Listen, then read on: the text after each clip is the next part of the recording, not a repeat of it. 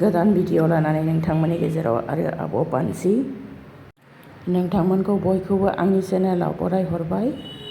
आं दिनै नोंथांमोननि गेजेराव लानानै फैदों बादुंदुप्पा कलाकेन्द्र रामपुराव दङ।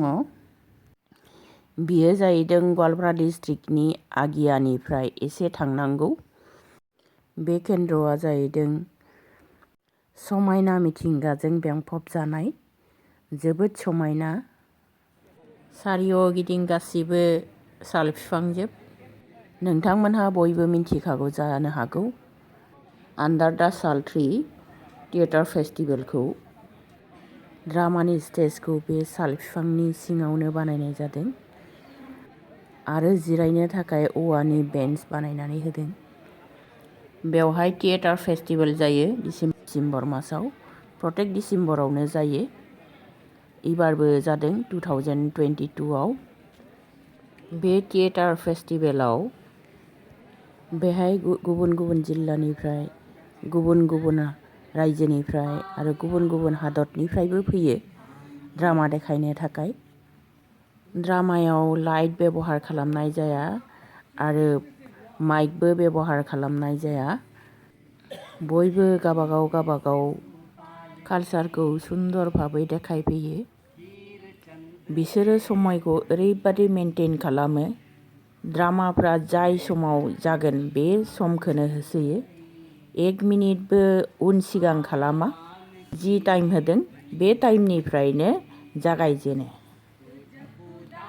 बेवहाय जिरायनानै ड्रामा नायोब्ला ओरैबादि गोसोखौ मोजां मोनो, रिलाक्स मोनो आरो। नोंथांमोनहा जुदि नायाखै, फैयाखै, अब्ला अहा डिसेम्बराव फैनानै नायफैनो हायो। जोबोद मोजां मोनगोन। बेवहाय नायनो थाखाय टिकेट सिस्टेम दङ। 20 रां लायो साफायाव। फुंनि श'खौ नायखांनानै बेलासिनि श'खौबो नायनो हायो।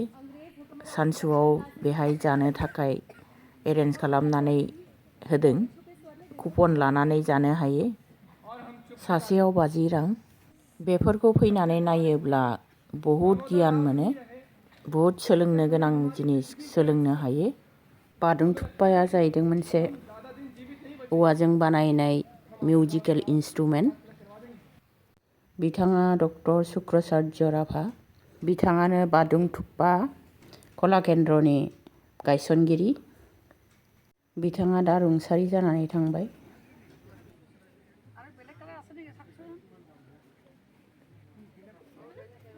बादुंदुप्पा कलाकेन्द्रनि बियो सेन्टार। बेखौ जोबोद साब सिखोनै लाखिनाय जादों। बेवहाय जेरावबो दंफांनि बिलाइ दोंसेबो गोग्लैनानै थानाय नुनो मोनाखै। जोबोद साब सिखोनै लाखिदों।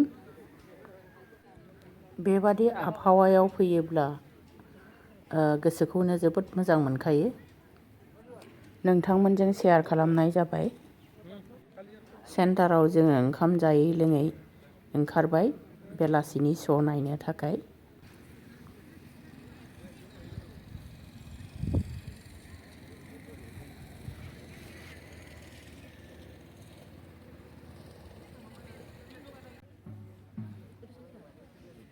दानिया बेलासिनि श' जासिगोन। जोङो बे सिंजों हाबलांबाय। नोंथांमोननोबो एसे एसे देखायलांनाय जागोन ड्रामाखौ। नायदिनि फैदो। अन्तिम नाटखनि परिवेशन কৰিবলৈ লৈছো। नाटखनि পৰিৱেশন কৰিব আহমেদাবাদ থিয়েটাৰ গ্ৰুপে।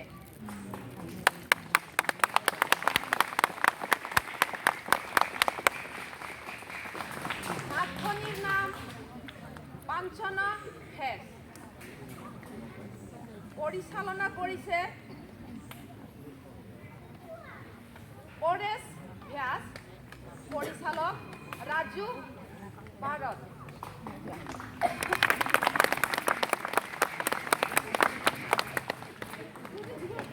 এই বৰ্ষৰ আণ্ডাৰ দ্য সাল ট্ৰী থিয়েটাৰ ফেষ্টিভেলত শাৰীৰিক আৰু মানসিকভাৱে আমাক সহায় কৰিছে মাননীয় মুখ্যমন্ত্ৰী অসম ৰাভা হাছং স্বায়ত্তশাসিত পৰিষদৰ মাননীয় মহোদয় আৰু বঙাইগাঁৱৰ ৰিফাইনাৰী আৰু লগতে বাদুংদুপ্পাৰ সমূহ শুভকামীসকললৈ মই অশেষ কৃতজ্ঞ জনাইছোঁ।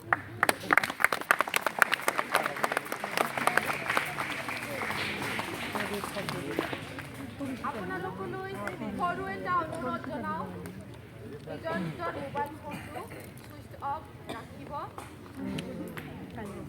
ধন্যবাদ।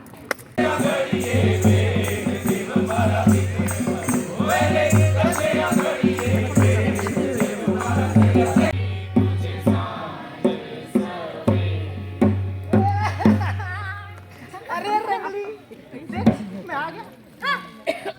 लगता है आप लोग को देख के शर्मा रही है पगली। कहाँ रह गया था तू? ओ रंगली।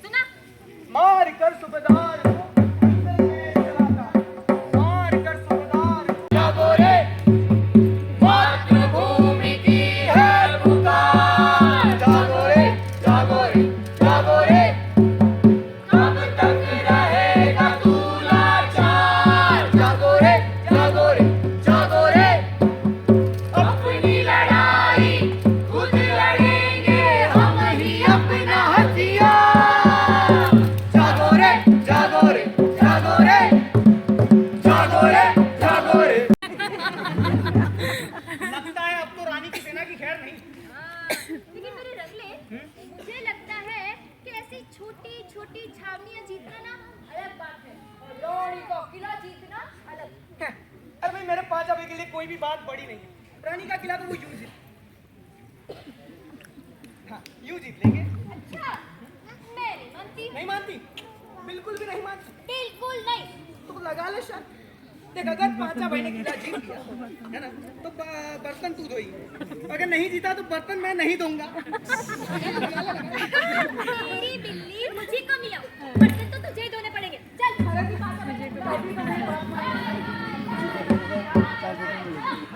पांचा भाई भी ना हर बार। वैसे भाई जी आपके काम से काफी खुश हैं।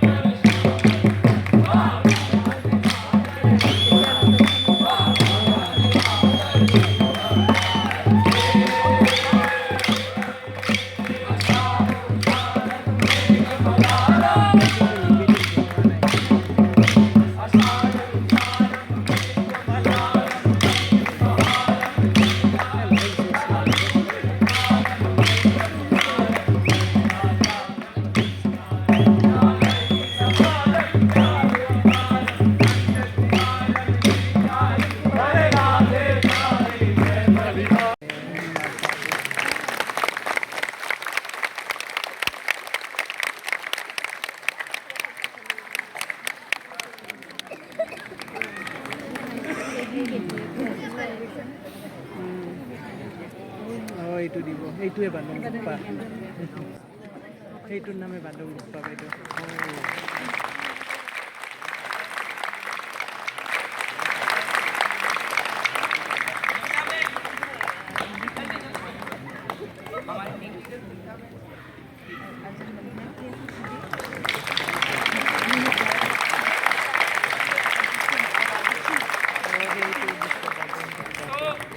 टीम जिसके डायरेक्टर हमारे साथ नहीं है वो अभी बाहर है, तो हमारे डायरेक्टर की ओर से उनकी लिखी हुई एक किताब है जो हम बादुंगदुप्पा कलाकेंद्र को गिफ्ट करना चाहेंगे।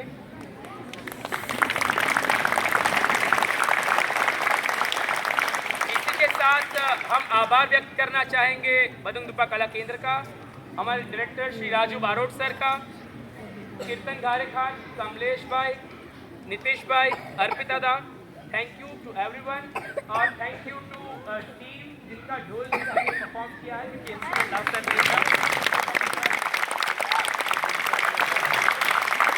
आपकी और 2 मिनट चाहूँगा मैं टीम का परिचय करवा दूँ। ढोलक पे देवल शुक्ल,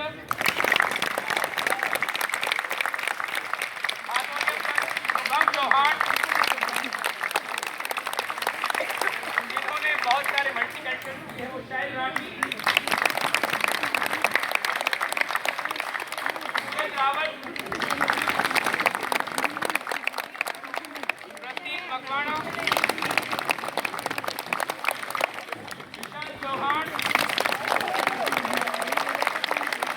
भगत सिंह ठाकुर, जिगर गोस्वामी, रंगला पंडित,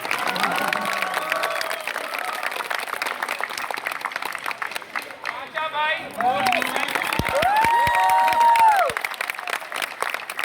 हमारी रानी जी Neeta Patni and one of the leader हमारे ट्रस्ट में से, so stage manager Nita Patni, रंगली गरिमा भारद्वाज और पांचा का साथी शुभांगी चौहान,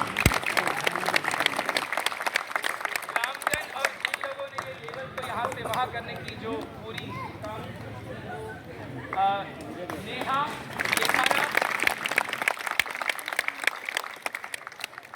सविता शर्मा, पांचा भाई का साथी पिंटू गोस्वामी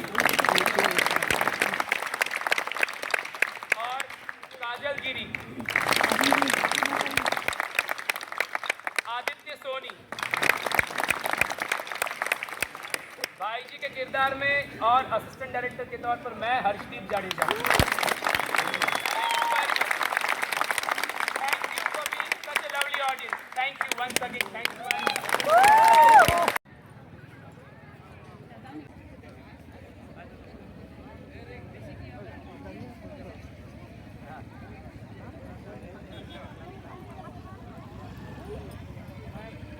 नाटकआ जोब्बाय, जों बयबो ओंखारबोबाय। दिनै बेवहायनो एसेनोसै। गोदान भिडिअ लानानै नोंथांमोननि गेजेराव आरो नुजाथिबावगोन। गोजोन्थों।